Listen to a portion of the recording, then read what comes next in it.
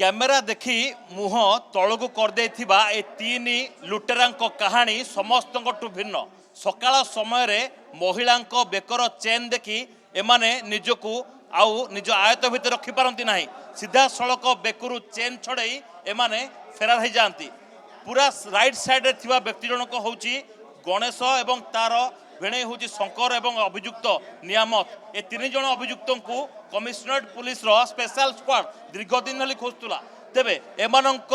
अपराधर तालिका बेस लंबा पाखापाखि 42 रु अधिक मामलार संपृक्त थिबा एही चेन लुटेरा को आज गिरफ करिछि स्पेशल स्क्वाड एमाने कटक रे गोटे छाती थरा घटना घटाई जहाँ भोर समरू भाइराल होता से भिजुआल रे जड़े महिला बेकरू जोर जबरदस्त एमाने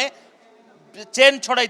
एवं ये जो बैग आप देखुं जो बैकपैक को आप विभिन्न समय लैपटॉप बा आपणकर किसी जरूरीकालीन जिनस धरिकी जीवा आसिया करती से बैग रे ए कटोरी गुड़ी को रखि था जदि कौन महिला तांकर चेन देवाई मना करती एमाने कटोरी देखाई भयभीत करती एवं से अंचल आतंक खेलाती आ मात्र किछि सेकेंड रे बेकरू सुना चेन गायब करी एमाने फेरार हो जाती तेबे कटक रे आतंक खेलाई तीन जन लुटेरा गैंग को आज गिरफ कर केवल भुवनेश्वर रे होची 42 रु अधिक मामला तेबे एमाने ओडिशार